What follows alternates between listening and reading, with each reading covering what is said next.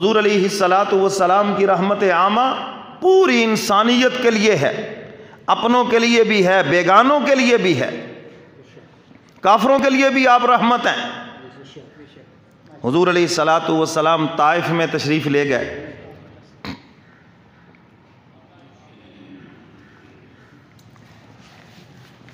اور طائف والوں نے جو سلوک کیا کتابوں میں لکھا ہوا ہے، آپ نے سنا ہے بارہا۔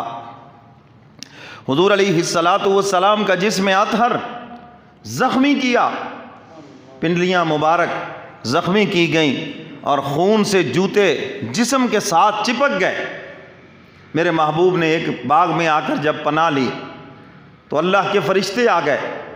ایک نے کہا میرے ہاتھ میں ہواؤں کا نظام ہے، بس آپ اجازت دیں، اجازت آپ کی۔ اللہ نے بھیج دیا، جاؤ محبوب سے پوچھو جو چاہتا ہے، آپ اجازت دیں، ابھی بستی کو اٹھائیں اور آسمان سے الٹا نیچے پھینکیں اور ان کو پتہ چل جائے پیغمبر کی توہین کیسے کی جاتی ہے۔ اللہ اکبر۔ دوسرے فرشتے نے کہا میرے ہاتھ میں فلاں نظام ہے، تیسرے نے کہا میرے ہاتھ میں یہ پہاڑوں کا نظام ہے، اجازت دیں اس طائف کی بستی کو دو پہاڑوں میں اس طرح ہم پیس کے رکھ دیں جیسے چکی آٹے کو پیس کے رکھ دیتی ہے۔ حضور نے ساری باتیں سن کر فرمایا ٹھہرو ٹھہرو، ذرا مجھے اس سے بات کرنے دو جس نے مجھے رحمت للعالمین بنایا ہے، اس سے بات کرنے دو جس نے مجھے تمام جہانوں کے لیے رحمت بنا کر بھیجا ہے۔ اللہ اکبر۔ میرے کملی والے پیغمبر کی رحمت تو کافروں کے لیے بھی ہے۔ اگر حضور علیہ الصلاۃ والسلام اجازت دے دیتے تو پتہ چل جاتا نا پھر، لیکن حضور دعا مانگ رہے ہیں۔ اللہ اکبر۔ اللہم انی اشکو ضعف قوتی وقیل حیلتی۔ اے الہ العالمین، میں ان کے لیے بد دعا نہیں کرتا کہ آپ انہیں ہلاک کر دیں، بلکہ میں ان کی ہدایت کے لیے دعا کرتا ہوں۔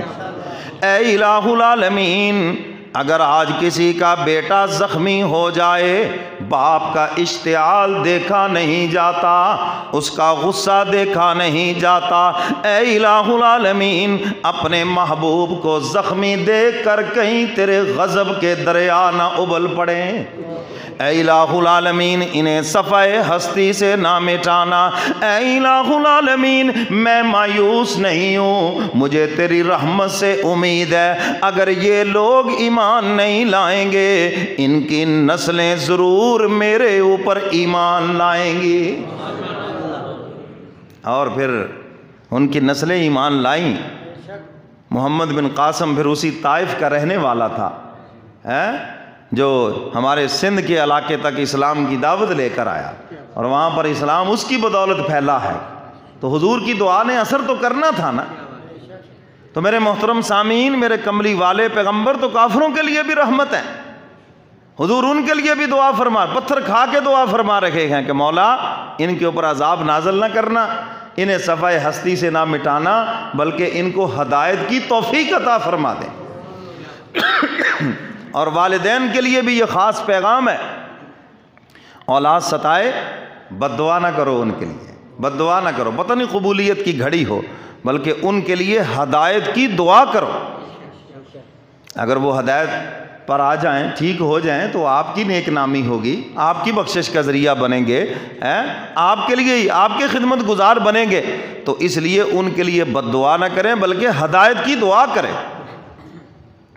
تو میرے محترم سامعین، حضور علیہ الصلاۃ والسلام کافروں کے لیے بھی رحمت، اور میرے کملی والے پیغمبر گناہ گاروں کے لیے بھی رحمت، گناہ گاروں کے لیے بھی رحمت۔ ام المؤمنین ام عائشہ صدیقہ سب کہہ دو رضی اللہ تعالی عنہا، وہ فرماتی ہیں حضور علیہ الصلاۃ والسلام ایک رات مصلی پہ کھڑے ہوئے اور فرمایا ساری رات امت کے لیے روتے رہے، رات ختم ہونے پہ آ گئی مگر حضور کے آنسو ختم ہونے پر نہ آئے۔ اور روئے کس کے لیے؟ میرے اور آپ کے لیے، ہمارے لیے، حسن و حسین کے لیے نہیں، وہ تو جنتی ہیں، جنت کے جوانوں کے سردار ہیں، میرے اور آپ کے لیے روئے۔ اور قرآن کریم کی یہ آیت مبارکہ زبان مبارک کے اوپر، اور بار بار اس کی تلاوت فرما رہے ہیں۔ نوافل کے اندر تکرار جائز ہے، ایک آیت کو بار بار نفلوں میں آپ پڑھ سکتے ہیں، فرض نماز میں نہیں پڑھ سکتے۔ تو نوافل میں حضور کھڑے ہیں اور ساری رات یہ آیت زبان کے اوپر ہے اور روئے جا رہے ہیں خدا کے دربار میں، اور پاؤں پہ ورم آ گیا۔ فرمایا ان تعذبهم فإنهم عبادک، اے الہ العالمین اگر آپ انہیں عذاب دینے پہ آ جائیں، میری امت کو ان کے گناہوں پر عذاب دینے پہ آ جائیں، آپ کے بندے ہیں اور آپ سے پوچھنے والا کون ہے؟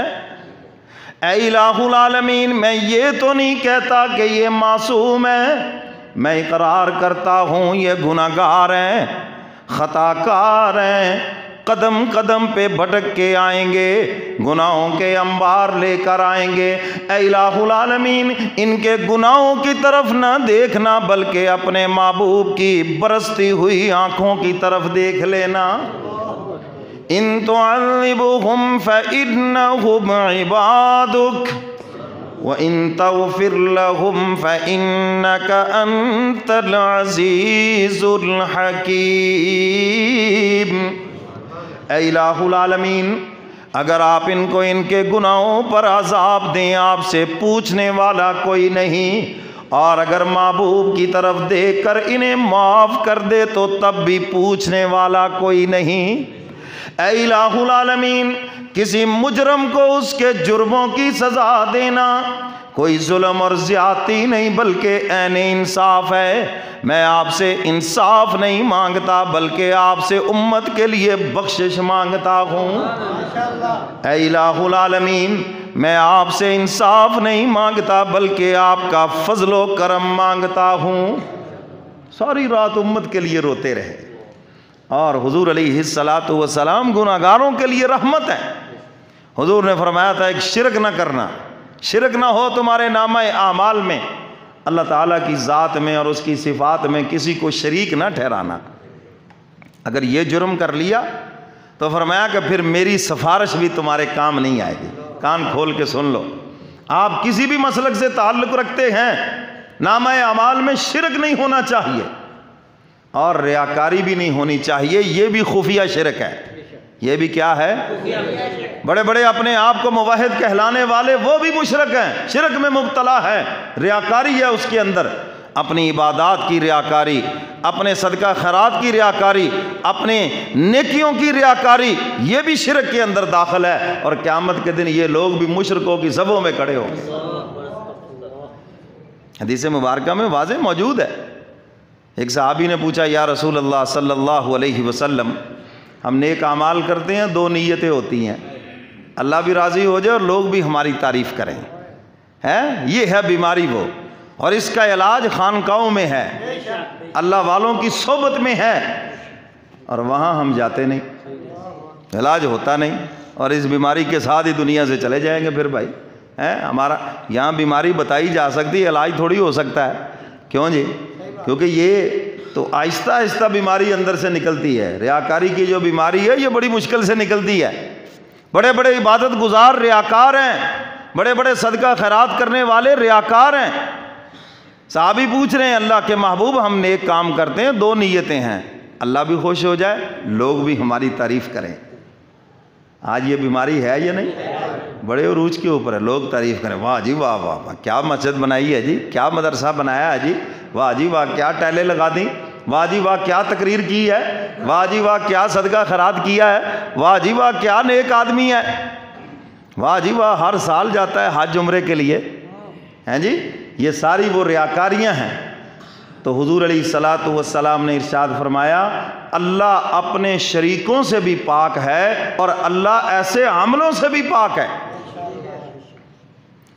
جس طرح اللہ شریکوں سے پاک ہے ایسے عملوں سے بھی پاک، ان کو ضرورت نہیں ہے ایسے عملوں کی کیونکہ اس میں غیر داخل ہو گیا، اور قیامت کے دن یہ کہا جائے گا جس کا مفہوم فرمایا جو لوگوں کے لیے کیا ہے یہ لوگ کھڑے ہیں لے لو ان سے، اور جو مولا کے لیے کیا ہے مولا موجود ہے لے لو مولا سے۔